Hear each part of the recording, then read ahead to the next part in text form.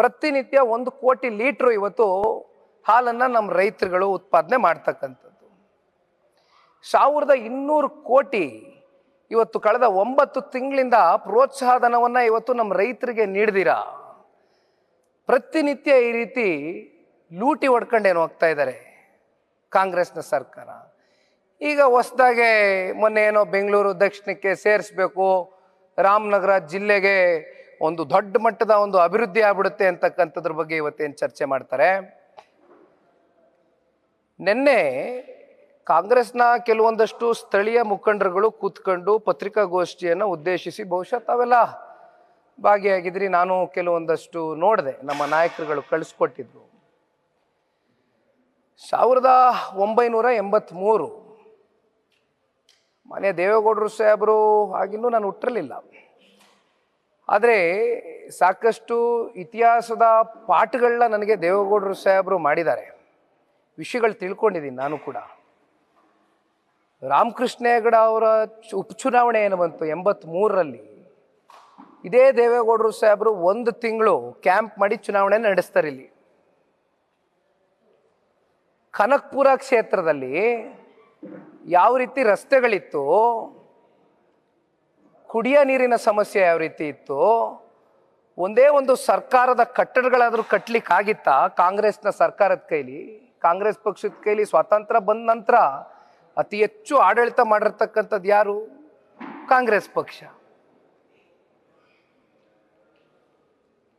ಇವತ್ತು ಪಾಪ ಕೇಳ್ತಾರೆ, ನಿನ್ನೆ ನಾನು ನೋಡ್ತಾ ಇದ್ದೆ, ಎಲ್ಲ ನಮ್ಮ ನಾಯಕರುಗಳು ನೀವೇ ಕೂತಿದ್ದೀರಣ್ಣ ಇಲ್ಲಿ, ರಾಮನಗರದ ನಾಯಕರುಗಳು, ಅವ್ರು ಯಾರೋ ಮಹಾನ್ ಭಾವರು ಪಾಪ ನಿಮ್ಮೆಲ್ಲರ ಒಂದು ಹೋರಾಟದ ಶ್ರಮ, ದೇವೇಗೌಡರು ಸಾಹೇಬರು ಕುಮಾರಣ್ಣನ ಆಶೀರ್ವಾದ, ಬಹುಶಃ ಅವರು ಪಂಚಾಯತಿ ಮೆಂಬರ್ ಆಗಲಿಕ್ಕೆ ಲಾಯಕ್ಕಿತ್ತೋ ಇಲ್ವೋ ಗೊತ್ತಿಲ್ಲ, ಅಷ್ಟು ಸಾಮರ್ಥ್ಯತೆ ಹೊಂದಿದ್ರು ಏನೋ ನನಗೆ ಗೊತ್ತಿಲ್ಲ. ಅಂಥವ್ರನ್ನ ತಮ್ಮ ಒಂದು ಶ್ರಮದ ಪ್ರತಿಫಲ, ಕಾರ್ಯಕರ್ತರುಗಳು ತಮ್ಮ ಒಂದು ಶ್ರಮ, ತಮ್ಮ ದುಡಿಮೆ ಶಾಸಕರಾಗಿ ಆಯ್ಕೆ ಮಾಡ್ಕೊಂಬಂದ್ರಿ ತಾವೆಲ್ಲ. ಇವತ್ತು ಅಂಥವರು ಕೂತ್ಕೊಂಡು ಇವತ್ತು ಕುಮಾರಣ್ಣ,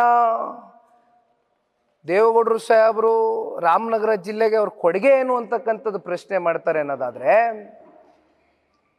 2007ರಲ್ಲಿ ಮಾನ್ಯ ಕುಮಾರಣ್ಣ ಅವರು ಮೊದಲನೇ ಬಾರಿ ರಾಜ್ಯದ ಮುಖ್ಯಮಂತ್ರಿ ಆದಾಗ ರಾಮನಗರನ ಜಿಲ್ಲೆಯಾಗಿ ಘೋಷಣೆ ಮಾಡ್ತಾರೆ, ಸಮಕಾಲದಲ್ಲಿ ಚಿಕ್ಕಬಳ್ಳಾಪುರನೂ ಕೂಡ ಜಿಲ್ಲೆಯಾಗಿ ಘೋಷಣೆ ಮಾಡ್ತಾರೆ. ಇವತ್ತೇನು ಭೂಮಿಯ ಬೆಲೆ ಬಗ್ಗೆ ಮಾತನಾಡ್ತಾರೆ, ಏನೋ ಭಾಳ ದೊಡ್ಡ ಮಟ್ಟದಲ್ಲಿ ಭೂಮಿ ಬೆಲೆ ಎಲ್ಲ ಮೇಲೆ ಹೋಗ್ಬಿಡುತ್ತೆ, ಇದೇನಾದ್ರು ದಕ್ಷಿಣಕ್ಕೆ ಸೇರಿಸಿದ್ರೆ ಬೆಂಗಳೂರು ದಕ್ಷಿಣಕ್ಕೆ ರಾಮನಗರ ಜಿಲ್ಲೆ ಒಂದು ಹೊಸ ಕ್ರಾಂತಿಕರವಾದಂಥ ಒಂದು ಬೆಲೆಗಳು ಬಂದುಬಿಡುತ್ತೆ ಇವತ್ತು ಅನ್ನೋದನ್ನ ಏನು ಚರ್ಚೆ ಮಾಡ್ತಾರೆ. ಇವತ್ತಿಲ್ಲಿ ಬಂದು ನೋಡಲಿ, ಇವತ್ತು ಕಂದಾಯ ಭವನ ಕಟ್ಟಿರೋದು ಯಾರು, ಮಿನಿ ವಿಧಾನಸೌಧ ಕಟ್ಟಿರೋದು ಯಾರು, ಯಾತಕ್ಕೋಸ್ಕರ ರಾಮನಗರನೇ ಜಿಲ್ಲೆ ಕೇಂದ್ರ ಆಗಿ ಇವತ್ತು ಕುಮಾರಣ್ಣವ್ರು ಆಯ್ಕೆ ಮಾಡಿದ್ರು ಅಂದರೆ, ಕನಕಪುರ, ಮಾಗಡಿ, ಚನ್ನಪಟ್ಟಣ, ರಾಮನಗರ ಇವೆಲ್ಲವನ್ನು ಕೂಡ ಗಮನದಲ್ಲಿಟ್ಕೊಂಡಾಗ this is the centre place. ಹಾಗಾಗಿ ಇದನ್ನ ಜಿಲ್ಲಾ ಕೇಂದ್ರ ಅಂತಕ್ಕಂಥದ್ದನ್ನು ಘೋಷಣೆ ಮಾಡಿದ ನಂತರ ಇವತ್ತು ಪ್ರತಿನಿತ್ಯ ಬೆಂಗಳೂರಿಗೆ ಅಲಿಬೇಕಾಗಿತ್ತು. ಇಲ್ಲಿರ್ತಕ್ಕಂಥ ಪಾಪ ನಮ್ಮ ಜಿಲ್ಲೆ ಜನತೆಯ ಸಮಸ್ಯೆಯನ್ನು ಅರ್ತು ಕುಮಾರಣ್ಣ ಅವರು ಜಿಲ್ಲಾ ಕೇಂದ್ರ ಘೋಷಣೆ ಮಾಡಿದ ನಂತರ ಜಿಲ್ಲಾ ಕಚೇರಿ ಸ್ಥಾಪನೆ ಆಯಿತು. ಯಾವುದೇ ಸಮಸ್ಯೆಗಳು ನಿಮ್ಮ ಮನೆ ಬಾಗಿಲಿಗೆ ಪರಿಹಾರವನ್ನು ತಗೊಂಡು ಬಂದು ಕೊಟ್ಟಂಥ ಒಂದು ಪ್ರಯತ್ನವನ್ನು ಕುಮಾರಣ್ಣ ಅವ್ರು ಮಾಡಿದರು. ಈಗ ಇತ್ತೀಚೆಗೆ ಈ ಜಿಲ್ಲಾಸ್ಪತ್ರೆ ಭಾರತೀಯ ಜನತಾ ಪಾರ್ಟಿಯ ಎಲ್ಲ ನಮ್ಮ ಸ್ನೇಹಿತರು ಕೂಡ ಕೊನೆ ಹಂತದಲ್ಲಿ ಒಂದು ಸಹಕಾರವನ್ನು ಕೊಟ್ಟು ಆ ಉದ್ಘಾಟನೆಯ ಸಮಾರಂಭದಲ್ಲಿ ಮಾನ್ಯ ಕುಮಾರಣ್ಣವರು ಕೂಡ ಭಾಗಿಯಾಗಿದ್ದರು. ಅಂದಿನ ಶಾಸಕರಾದಂಥ ಅನಿತಾ ಕುಮಾರಸ್ವಾಮಿ ಅವರು ಇದ್ದರು.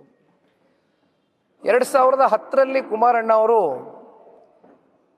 2008ರಲ್ಲಿ ಏನು ಸಂಸದರಾಗಿ ಆಯ್ಕೆ ಆದರು, 10ರಲ್ಲಿ ಕೇಂದ್ರದಿಂದ 30 ಕೋಟಿ ಅನುದಾನವನ್ನು ತಗೊಂಡು ಬಂದಿದ್ದು ಇವತ್ತು ಈ ಜಿಲ್ಲಾಸ್ಪತ್ರೆಯನ್ನು ಕಟ್ಟಲಿಕ್ಕೆ ಕುಮಾರಣ್ಣ ಅವರು. ತದನಂತರ ಭಾರತೀಯ ಜನತಾ ಪಾರ್ಟಿಯ ಸರ್ಕಾರ ಇತ್ತು. ಭಾರತೀಯ ಜನತಾ ಪಾರ್ಟಿಯ ಸ್ನೇಹಿತರುಗಳು ಕುಮಾರಣ್ಣ ಅವರ ಒಂದು ಕಲ್ಪನೆಗೆ ಕೈ ಜೋಡಿಸಿ ಅವರು ಸಹಕಾರ ನೀಡಿದರು.